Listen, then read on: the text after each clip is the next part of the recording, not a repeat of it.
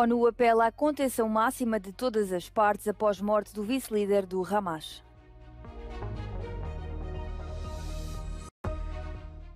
Autoridades ucranianas acusam Moscovo de atingir civis de forma deliberada nos ataques às cidades de Kiev e Kharkiv.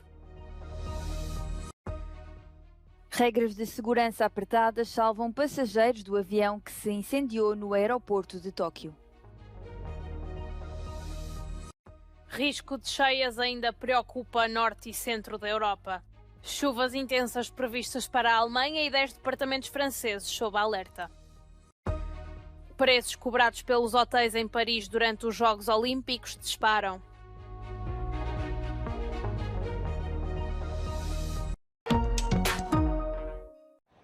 O ataque na capital libanesa, que matou o número 2 do Hamas, fez aumentar os receios sobre a possibilidade do conflito se expandir. O grupo militante confirmou que o seu vice-chefe, Salah Haruri, e 2 outros comandantes do braço armado foram mortos na explosão em Beirute. Salah Haruri, que foi um dos fundadores do Hamas, era o adjunto do líder político supremo e dirigia a presença do grupo na Cisjordânia. O líder do Hezbollah já reagiu às mortes e prometeu responder a qualquer ataque israelita contra dirigentes palestinianos no Líbano. Depois do anúncio da morte do vice-chefe do Hamas, as ruas de Ramallah, na Cisjordânia, encheram-se de manifestantes que pediram vingança pelo ataque, que não foi até agora reivindicado por Israel. As forças israelitas estão a retirar, segundo as agências internacionais, algumas das suas tropas de Gaza e a colocá-las na fronteira com o Líbano. A porta-voz adjunta do secretário-geral das Nações Unidas apelou à contenção de ambas as partes. Because of the escalating tensions and the fragility of the situation in the region, we are calling for maximum restraint from all parties. Em Gaza, os bombardeamentos continuam. Um ataque israelita perto de um campo de refugiados matou pelo menos 8 pessoas. Várias crianças foram retiradas dos escombros.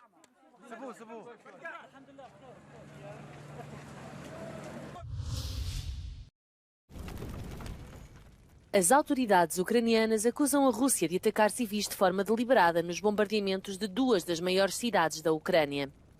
Na terça-feira, a capital Kiev e Kharkiv, no norte do país, foram alvo de intensos ataques russos que provocaram a morte de 5 pessoas e deixaram feridas mais de 130.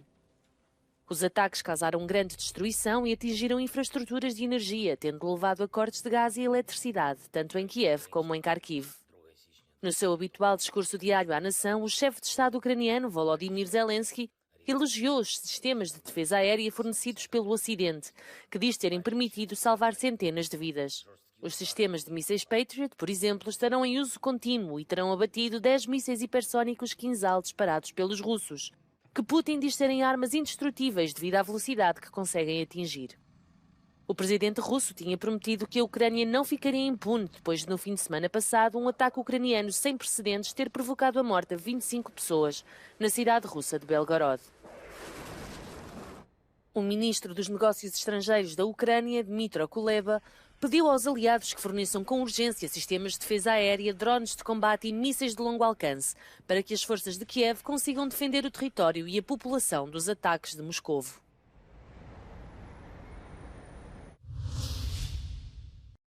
Parece ter sido quase um milagre que alguém tenha saído com vida do avião da Japan Airlines que aterrou no aeroporto de Haneda, em Tóquio, e que praticamente se transformou numa bola de fogo. Mas quase 400 pessoas acabaram por sair da aeronave em segurança. O A350 colidiu com um avião da Guarda Costeira japonesa depois de aterrar naquele que é o aeroporto mais movimentado de Tóquio. 5 dos 6 ocupantes da aeronave da Guarda Costeira não sobreviveram. Um rapaz sueco de 17 anos que voava na companhia japonesa registrou com o seu telemóvel os momentos vividos. Já quando o avião aterrou na pista e os passageiros saíram em segurança, o jovem descreveu o cenário como um inferno, explicando que a cabine se encheu de fumo em poucos minutos e que assim que as portas de emergência foram abertas, toda a gente se amontoou junto delas. Apesar das investigações sobre o incidente ainda estarem a decorrer, os especialistas referem que o sucesso da evacuação se deve a uma combinação de normas de segurança modernas e à cultura rigorosa da Japan Airlines. As an accident investigator, my focus is on what happened much longer ago, on how the two aircraft came to collide and the moments up until all those who could be saved were saved. If reports are correct that everybody evacuated this aircraft successfully, then that is fabulous news. A colisão no aeroporto de Tóquio foi o primeiro acidente grave a envolver um A350 da nova geração de aviões fabricados com tecnologia de ponta. A Airbus decidiu enviar uma equipa de especialistas para ajudar nas investigações. A situação continua a ser preocupante nas regiões do norte e centro da Europa que foram afetadas por cheias nas últimas semanas. Na Alemanha, as regiões da Saxónia e da Turíngia foram particularmente afetadas. O Serviço Meteorológico Alemão alertou para a queda de chuvas intensas e para a subida do nível médio das águas nos próximos dias. Já em França, 10 departamentos no norte e no oeste do país também estão sob alerta devido ao mau tempo. Une deuxième inondation comme la première fois, donc c'est très très angoissant.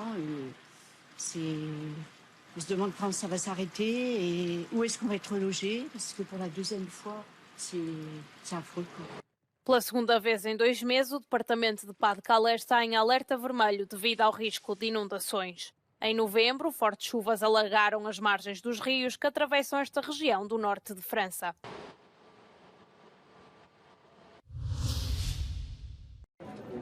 O Parlamento Europeu vai acelerar a aprovação de legislação antes do final do seu mandato, a fim de encerrar o maior número possível de dossiês até às eleições europeias. Embora a ida às urnas decorra de 6 a 9 de junho, os trabalhos das comissões parlamentares encerram no final de abril, dando aos eurodeputados apenas 4 meses para votarem mais de 140 dossiês legislativos. É necessário acelerar as discussões com o Conselho da União Europeia e acrescentar votações extraordinárias em plenário. Es verdad que va a haber sesiones plenarias aquí en Estrasburgo con muchos temas que votar.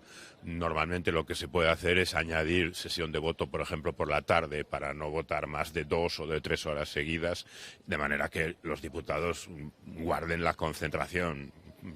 No se puede estar votando durante horas y horas. O novo Pacto de Migração e Asilo, a Lei da Inteligência Artificial e as novas regras orçamentais do Bloco são alguns dos dossiês mais importantes e urgentes. Além de deixar a casa arrumada para os próximos parlamentares, algumas bancadas mais progressistas temem perder poder de voto se confirmar o expectável reforço nas urnas das forças populistas e de extrema-direita mais eurocéticas. Para o líder dos Verdes, a versão final do Pacto de Migração e Asilo é já uma concessão a essas forças políticas. There's still many other files on the Green Deal side. There's this infamous Asylum and Migration Pact 2, on which there's an agreement that won't solve anything, and that basically follows the footsteps of the radical right, which I think is also a big mistake. I would say, if I look at what my group is going to do between now and the end of the term, will be to play defense. Because, well, what I believe is that the vast majority is sleepwalking the European Union into disaster, and we must prevent that. De acordo com as últimas sondagens de opinião, as forças de extrema-direita e radicais no Parlamento Europeu poderão aumentar a sua representação parlamentar nas eleições de junho, enquanto que os partidos de centro e os verdes poderão perder assentos.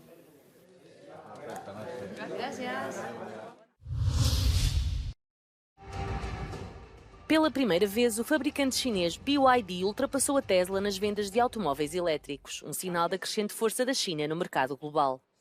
A BYD informou ter vendido mais de 500 mil de carros elétricos no último trimestre de 2023, enquanto que a norte-americana Tesla, detida por Elon Musk, vendeu cerca de 484 mil automóveis. Ainda assim, a Tesla permaneceu à frente da BYD durante todo o ano passado e entregou aproximadamente 1,8 milhões de veículos elétricos a clientes em todo o mundo. A internacional espanhola Jenny Hermoso voltou a dizer perante um juiz que, após a final do Mundial 2023, foi beijada na boca sem consentimento por Luís Rubiales, então presidente da Real Federação Espanhola de Futebol, e revelou que foi pressionada a ilibá-lo publicamente. A futebolista foi ouvida terça-feira em Madrid pelo magistrado que investiga o caso que levou a que o presidente da Federação Espanhola fosse afastado do cargo e suspenso durante 3 anos pela FIFA. Jenny Hermoso voltou a dizer que o beijo de Rubiales foi inesperado e nunca consentido. Faltam menos de 7 meses para o início dos Jogos Olímpicos, mas os preços cobrados pelos hotéis em Paris para essa altura já dispararam, de acordo com um estudo realizado por uma associação francesa de defesa do consumidor. A associação comparou os preços com 15 dias de diferença de vários hotéis junto ao Rio Sena e concluiu que o preço médio para a noite de 26 de julho, data que marca a abertura dos Jogos Olímpicos, mais do que triplicou. Se réjouissait d'être venu maintenant à Paris parce qu'on ne viendra pas durant les Jeux Olympiques à cause de ça, voilà. For the Olympics then, because of high prices, so we are not coming to visit them. Muitos hotéis também mudaram as condições de reserva. Agora os hóspedes são obrigados a reservar um mínimo de 2 noites. Période classique hors JO, on est sur un tarif à 330 € en moyenne pour la chambre classique. On monte à 530 € au début des JO, donc autour du 26 juillet. Il faut quand même que je m'aligne un petit peu avec les confrères concurrents des alentours. Ça reste quand même une aventure un peu exceptionnelle et donc on essaye de profiter un petit peu nous aussi. As autoridades francesas vão fiscalizar cerca de 10.000 hotéis e restaurantes em toda a França antes dos Jogos Olímpicos, a fim de limitar a subida de preços esperada para essas semanas de julho e agosto.